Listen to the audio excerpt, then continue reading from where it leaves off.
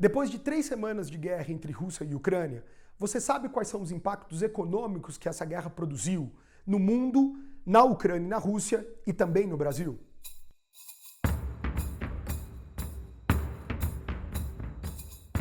Olá, eu sou Vinícius Miller, professor de História da ESEG, Faculdade do Grupo Etapa. Alguns dias atrás, eu gravei um vídeo contando um pouco sobre a origem da guerra entre Rússia e Ucrânia e das relações históricas que esses dois países mantiveram ao longo das suas respectivas trajetórias. Hoje eu volto para a gente atualizar um pouco esse conflito e começar a identificar, depois de aproximadamente 3 semanas de guerra, quais são alguns resultados que a gente já pode avaliar, já pode mensurar e já pode, com alguma certeza ou com alguma convicção, apresentar como, então, consequência da guerra. Para isso, eu queria destacar, a princípio, um fator muito interessante, que não é novidade na história, mas que dessa vez foi usado de modo muito contundente, de modo muito convincente. Ao invés de reagir exclusivamente ou fortemente do ponto de vista militar, alguns países, o que a gente chama de Ocidente, então Estados Unidos, União Europeia, reagiram a partir de ferramentas econômicas, de armas econômicas.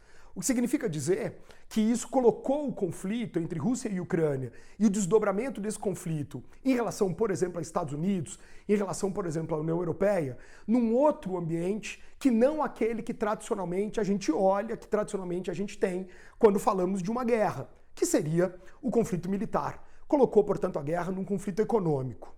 Por um lado, os países do Ocidente, encabeçados pelos Estados Unidos, fizeram uma série de sanções, colocaram uma série de bloqueios econômicos para, de alguma maneira, estrangular a economia da Rússia e mostrar à Rússia que esse talvez seja o caminho da reação do Ocidente contrária, portanto, à invasão que a Rússia fez na Ucrânia nos últimos 20 dias. Esse tipo de sanção afeta a economia internacional, claro, fortemente a Rússia, mas afeta a economia internacional de maneira muito forte, de maneira muito contundente, como eu disse. Isso porque, primeiro, as cadeias produtivas que envolvem empresas russas estão espalhadas pelo mundo. Tivemos um exemplo recentemente, talvez um bom exemplo para a gente usar de ilustração desse problema que eu estou tentando levantar para vocês. Milionários russos que têm investimentos no futebol da Inglaterra, em times de futebol da Inglaterra, tiveram os seus investimentos, tiveram as suas posições como, muitas vezes, donos de times lá na Inglaterra, bloqueados ou pressionados pelo governo inglês, de modo que muitos deles tiveram que abandonar os seus postos, inclusive oferecendo os seus clubes, oferecendo os seus investimentos para o mercado inglês. Aconteceu fortemente isso com o time lá de futebol, o Chelsea, nas últimas semanas, que sabemos é controlado por um milionário russo. Então esse é um tipo de exemplo, ou é um exemplo que mostra como os investimentos estão globalizados, envolvem empresas russas, investidores, investidoras russas, e por conta dessas sanções, muitos desses investimentos e dessas cadeias produtivas acabam sendo conflagrados ou acabam sendo impactadas pelas sanções econômicas que vêm sendo aplicadas pelo Ocidente à Rússia. Agora, temos uma outra consequência econômica que já começamos a sentir por conta da guerra, que já estava prevista, mas que agora a gente de fato começa a sentir, que é relacionado, ou consequências relacionadas a 2 setores fundamentais que envolvem, a princípio, a Rússia e a Ucrânia, mas que transbordam e que acabam pegando vários outros setores indiretamente. Esses 2 setores são das commodities ligadas a alguns tipos de grãos, alguns tipos de matérias-primas, como, por exemplo, o trigo e o milho, e o setor de energia. Começando pelo primeiro, o setor de commodities ligadas à alimentação, e aí o destaque é ao trigo e ao milho. Rússia e Ucrânia juntos ou juntas têm aproximadamente 30% do mercado mundial de trigo. E esse número é muito parecido para a produção e para a exportação de milho. Esses 2 produtos são fundamentais para a alimentação de humanos, o trigo, é claro, o milho, é claro, mas também são fundamentais para a alimentação de alguns animais. Por exemplo, o frango tem a sua ração baseada no milho. O que significa dizer que não só o preço das comidas voltadas aos seres humanos são impactadas pelo aumento de preço, dada a dificuldade não só de continuar produzindo milho e trigo na Ucrânia e na Rússia, principalmente na Ucrânia, que está invadida, mas também pela dificuldade de exportar esses produtos, dada uma série de limitações relacionadas a transporte, a logística, a movimentação das pessoas dentro da Ucrânia, de novo, que está invadida pela Rússia. Isso impacta, então, não só na comida que nós, seres humanos, comemos em boa parte do mundo, mas também impacta na produção de comida ligada ou vinculada à criação de outros animais, por exemplo, frango, que também nós comemos. E, portanto, isso impacta em vários aspectos, não só no trigo e no milho, mas, como eu disse antes, num transbordamento que esse problema tem, que esse problema causa para outros setores indiretos da economia. Pensemos agora, por exemplo, na questão da energia.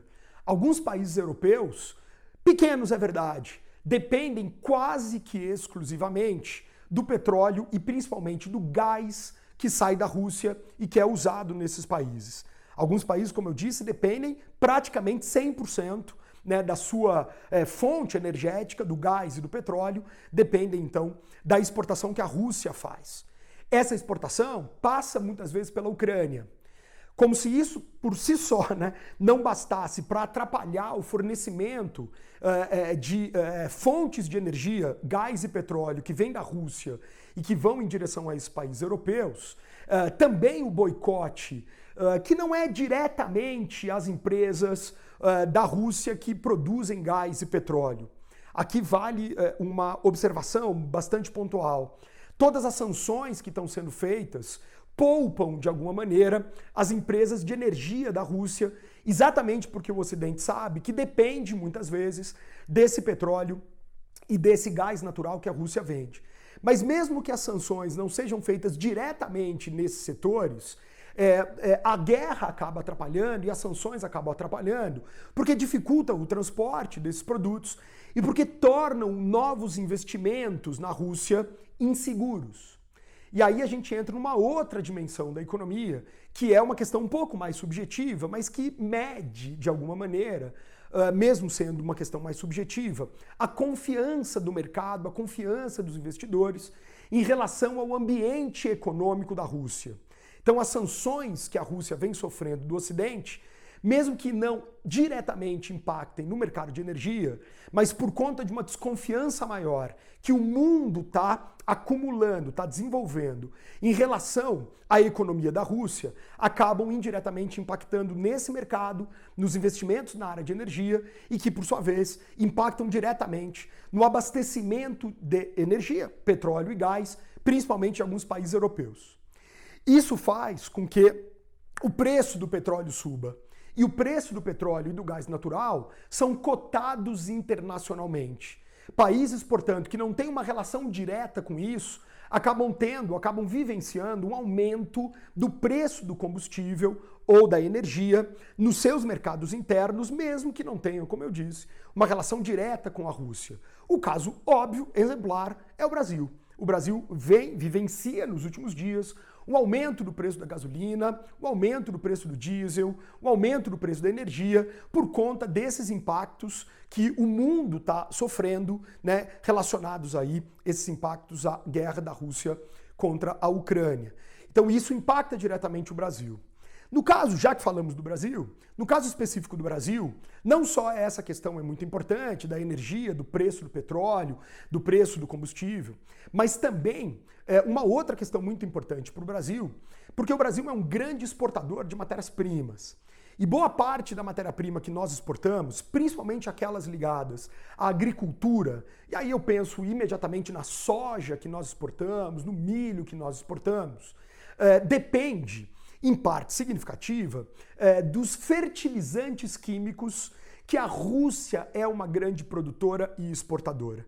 E, portanto, começa a faltar para a gente, por todas as dificuldades, as sanções, o transporte, a insegurança que nós vínhamos falando, começa a faltar para nós aqui no Brasil, para o nosso agronegócio, fertilizantes que são fundamentais para a safra, para a produção dessas matérias-primas que nós somos grandes exportadores, destacaria novamente a soja, que é possivelmente o grande produto da economia brasileira, da exportação brasileira.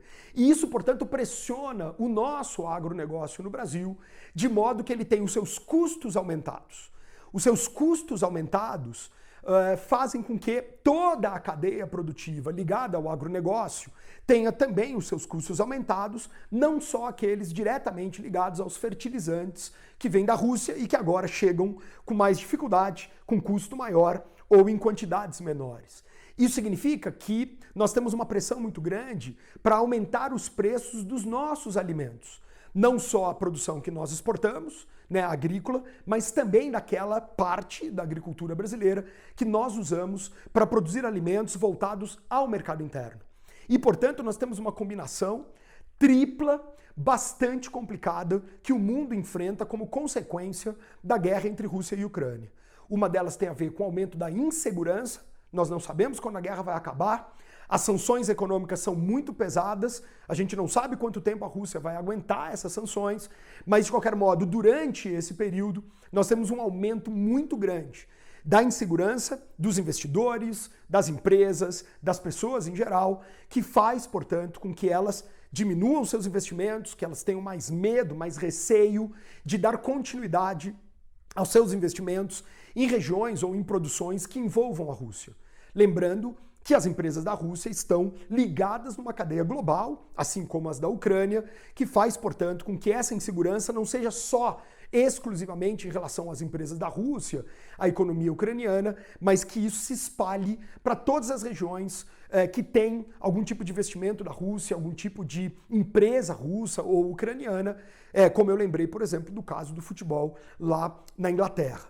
A segunda questão é o aumento significativo, uma pressão muito grande pelo aumento do preço de algumas commodities ligadas à alimentação. Trigo e milho são as mais importantes e isso, como eu disse, transborda para outros produtos, por exemplo, para a criação de animais que dependem de rações baseadas em milho, isso é muito comum, e, portanto, tem a sua produção, a sua criação animal também comprometida.